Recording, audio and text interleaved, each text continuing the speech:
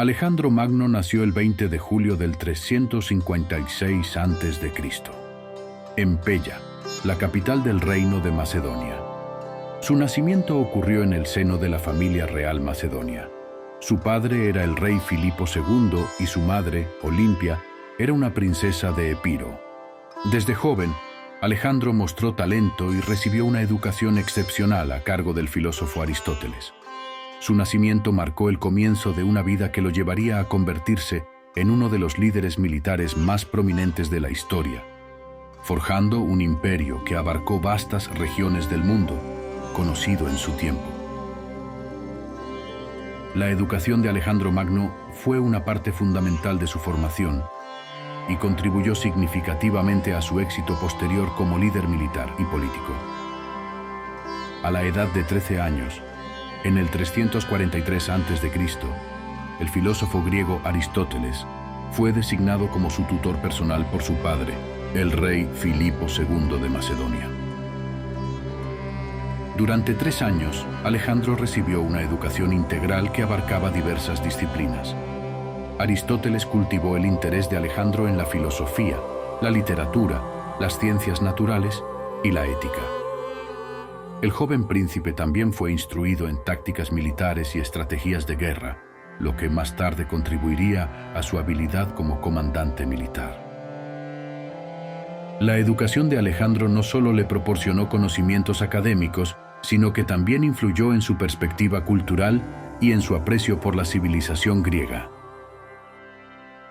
La sólida formación intelectual y militar que recibió bajo la tutela de Aristóteles preparó a Alejandro para asumir el trono de Macedonia a la edad de 20 años, dotándolo de las habilidades necesarias para liderar con éxito las campañas militares que lo llevarían a convertirse en uno de los conquistadores más destacados de la historia. El ascenso al trono de Alejandro Magno ocurrió en el 336 a.C., tras el asesinato de su padre, el rey Filipo II de Macedonia. A la edad de 20 años, Alejandro fue proclamado rey de Macedonia, sucediendo a su padre en medio de la intriga política y la inestabilidad en la corte. El asesinato de Filipo, que algunos historiadores sugieren que podría haber sido resultado de conspiraciones dentro de la familia real, llevó a Alejandro al trono. Inmediatamente después de su ascenso, Alejandro consolidó su posición, eliminando a posibles rivales y enfrentándose a las amenazas internas.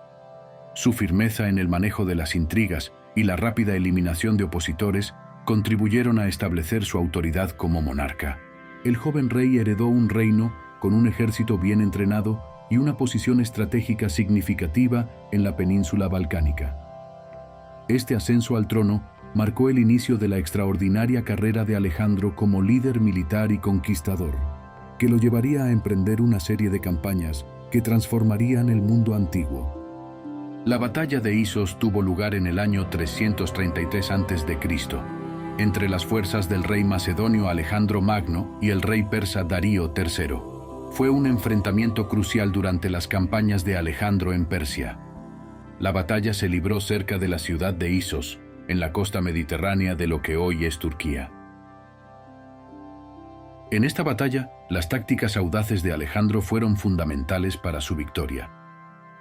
A pesar de estar en inferioridad numérica frente al ejército persa, Alejandro lideró un ataque decisivo contra el flanco izquierdo persa, donde se encontraba Darío. En medio de la lucha, Alejandro demostró su valentía al enfrentarse personalmente a Darío en combate cuerpo a cuerpo.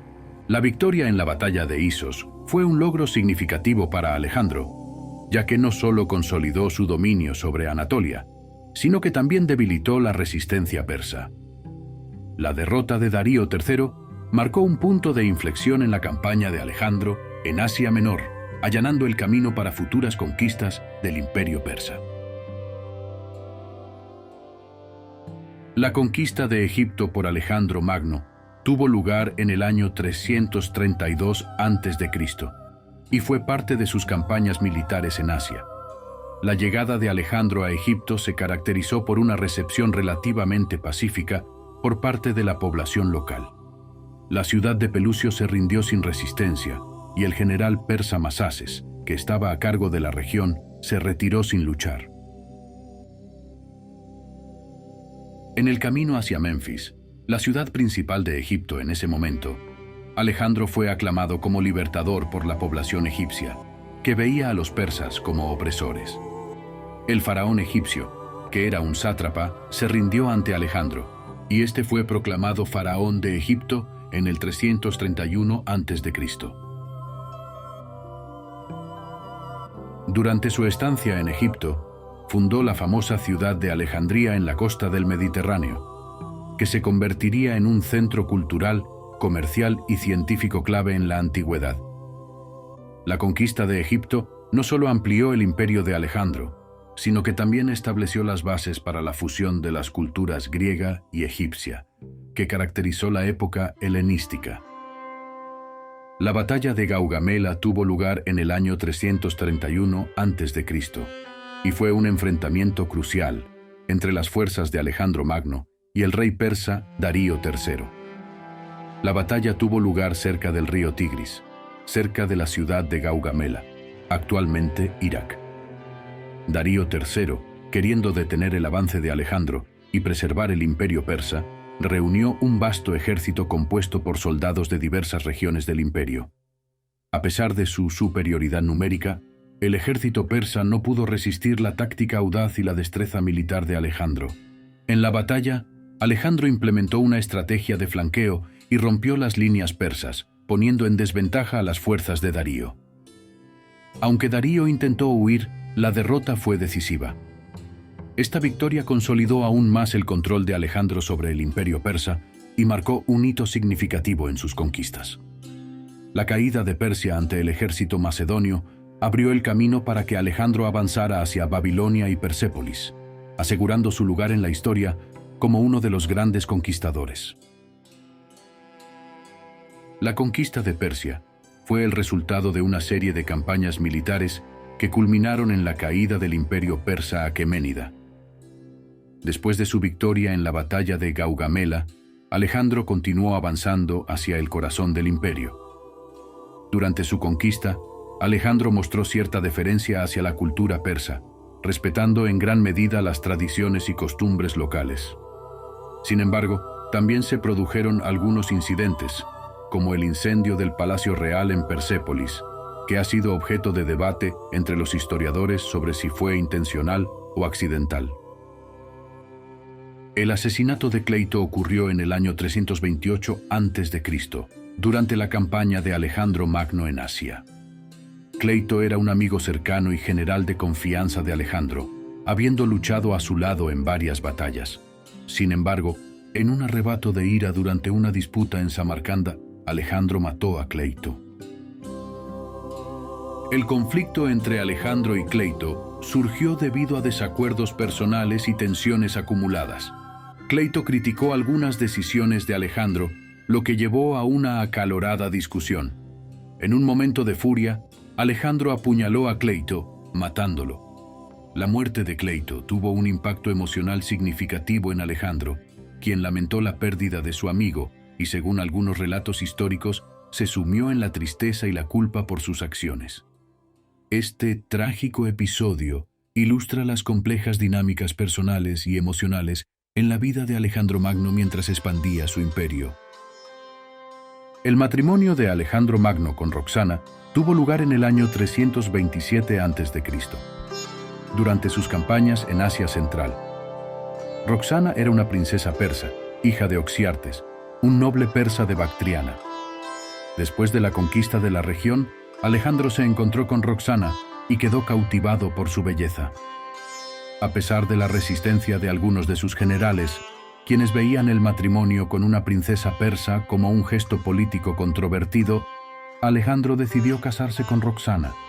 Este matrimonio no solo reflejaba la política de Alejandro de integración cultural, sino que también simbolizaba su deseo de unir a las diversas culturas bajo su dominio. La relación entre Alejandro y Roxana se volvió significativa, y ella eventualmente dio a luz a un hijo póstumo de Alejandro, llamado Alejandro IV.